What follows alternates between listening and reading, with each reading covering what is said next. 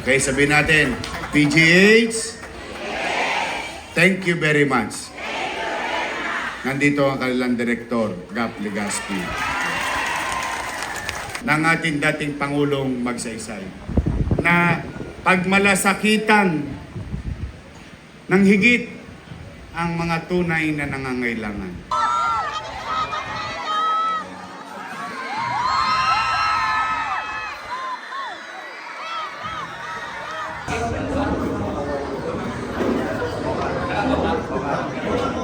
Sabay na.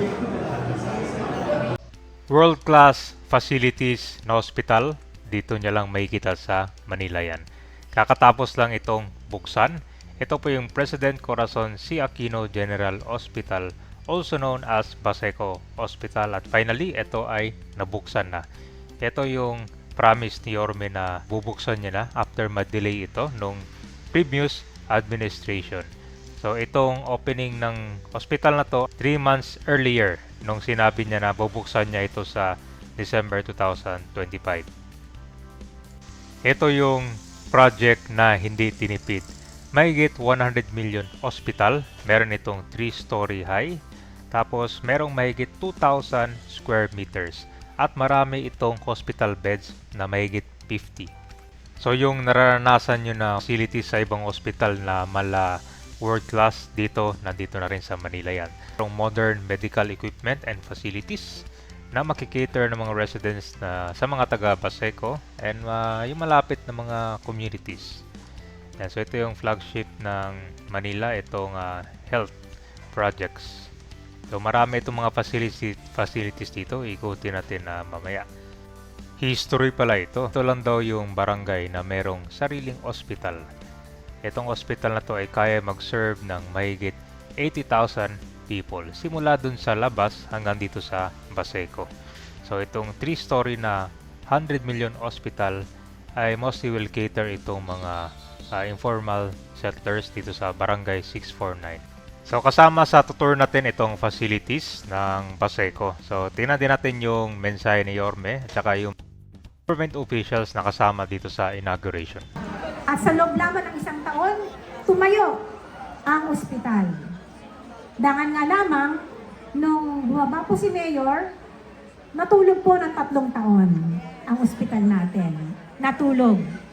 Pero ngayon, napakabuti ng Panginoon dahil after 3 years of dormancy, si Yorme pa rin po ang magbubukas nito 65 days after siyang umupo noong July 1, 2025. Napakapalad natin sa katauhan ng ating Yorme na napakasipag. Kami po hindi makaabot sa kanyang kasipagan. Hindi po ata siya natutulog. Na nakikita ninyo, napakaganda. Parang private hospital. Pagpasok ninyo, malamig, fully air-conditioned, nakabago ang magamit. Ang oxygen hindi tinutulak. Ang oxygen nasa wall. Kinukuha lang. Diba? At meron po tayong pharmacy na punong-puno ng gamot. Yung ating na ospital, per district po yun. District 1 hanggang 6. Pero sobrang mahal kayo. Binigyan kayo ng sarili niyong ospital. Para, alam naman natin, pamasahe, di ba? Mamamasahe kayo palabas. Pipili na kayo sa labas. No? Pagkain niyo pa, pag nagutom kayo, di ba? Kaya ngayon, bubuksan po natin ang outpatient department pa lamang. Ito po ay magsisimula Lunes hanggang Biyernes, alas 8 ng umaga hanggang alas 4 ng hapon. May check-up po. Espesyalista ang titingin sa inyo sa pediatrics, OB-GYN, internal medicine, surgery, at dental. Magpabunot na kayo, magpapasa kayo. Marami po kami gamit dito. Lungsod ng Maynila. Tanong, kaya nyo bang gawin yung hinihingi ko? Uy, sinacharot-charot ko lang ako. Ha? Maglilinis, magdidisiplina, huwag makipagmarites. Ano, sabon na tanong. O pag uminom, tulog. Huwag nang hahara-hara sa kalsada. Hindi. Basta, ngayon, yung paalala ko yung maaari binibiro-biro ko, pero sa totoo, half truth po yan. Personal kong request sa inyong lahat. Ayusin nyo lang ang pamumuhay ninyo. Sila, ipakita natin sa labas ng Baseco na welcome silang pumasok dito sa ating komunidad at ligtas silang makakauwi. Tama ba? Kaya? Pwede? Naman. So ngayon, iaalay na namin sa inyo to. Ingatan ninyo, pagmalasakitan ninyo. As we progress and partnering ourselves with DOH, we will go and achieving all those requirements for this facility at 50 bed capacity, 24/7 fully operational emergency room, centralized medical gas system. Wala nang mamamatay na kuko ng nurse dahil nagulungan ng oxygen. Ang hirap nun eh. Minsan bumabagsak, naawa naman ako doon sa ating mga hospital workers. Maternity department, OPD, surgery and internal medicine, laboratory, central diagnostic, x-ray, radiology department, pharmacy, dietary department, male and female wards, 22 beds, isolation ward. Oh, sino na gusto mauna? May morgue. At least, malamig-lamig. Hindi ka napapawisan.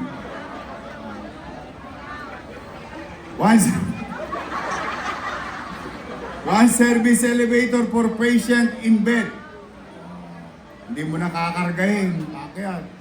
One passenger elevator with 10 persons capacity, emergency ramp, 7 nurses and 22 comfort rooms. Kalaunan, pag tayo'y nagbuti bilang pamahalaan, o malay nyo, ma-achieve na natin, fully operational ang lahat ng yan under level 1 through the help ng ating DOH. Oh. Sino ang mga bungi?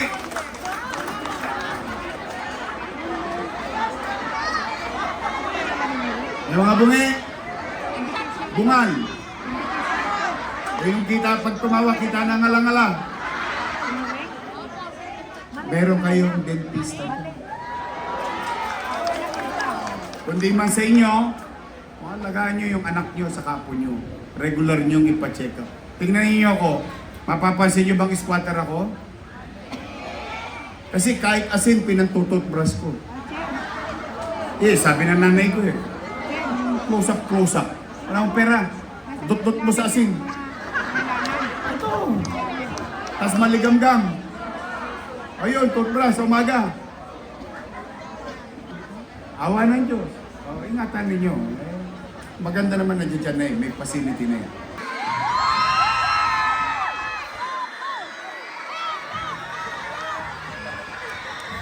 Dr. Grace Padilla Ayala.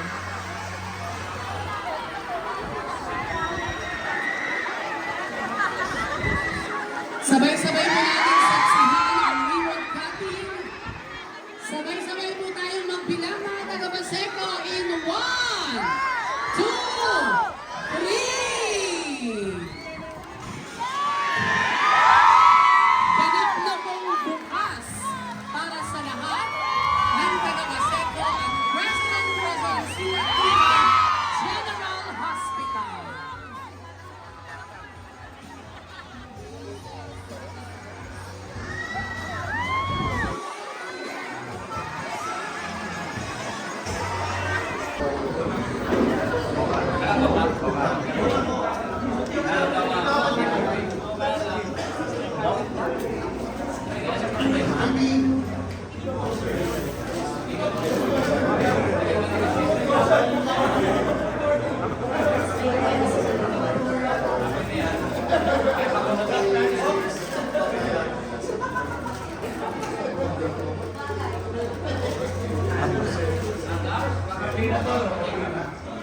Okay, luwag. Ganda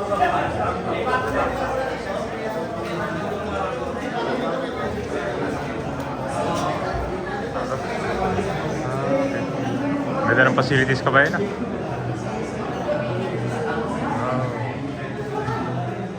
So dito yata yung lalagyan ng beds. Ito, tapos bawat area dito meron pa siya. May panghugas. May yung kanila elevator. Oh. May operator talaga dito, sir. Ayan, oh, may operator dito. Ganda, may CCTV. Ayan, ito yung operator dito. Hanggang third floor. So yung may dalang mga patient niya kabay naka-wheelchair, yung mahirapan dito. Ganda, oh. So dalawa nag-operate dito, sir, dalawa. And dalawang elevator. Ito naman yung lahagdan dyan. Ganda, oh. Naka-experience yun ng dito. Ito guys, nandito na tayo sa punta tayo ng second floor. Ganda ng facility dito, oh. Ito yung project na hindi tinipid, eh.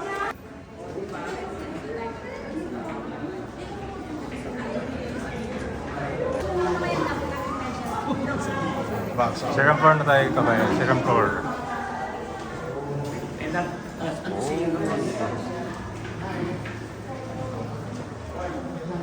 Ito pala yung pwesto niya, ma'am.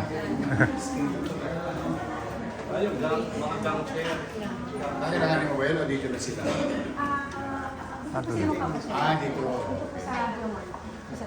So yung mga bed natin, dyan yun na ilalagay.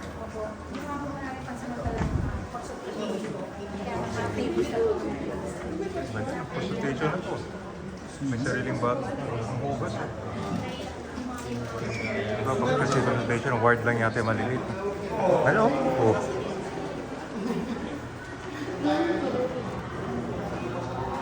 Ang ganda ng consultation. Kompleto. Hindi tinipid, oh.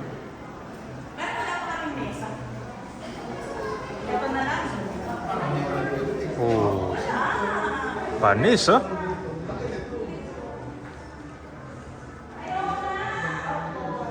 So maganda rin pag kabay naayos na itong inpatient, no? Pre, CR ka, pre? Oh, CR, oh. Pwede matulog dito, ah. Ganito na siya, quality. Ang si Yorme talaga nagpagawa, quality. Makabay, no? Pedja Ward CR1. Hindi tinipid yung budget. Wow. Ito para exit. Panis dito. Higa ka nga, pre?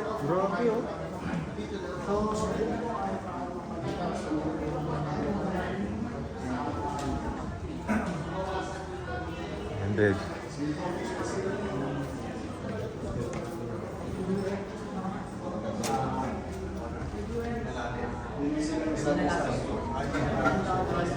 Maganda pala dito, may sarili pang tawag, oh. Case of emergency. Oxygen, medical air. Diba? Diba ibang hospital, meron na to, no?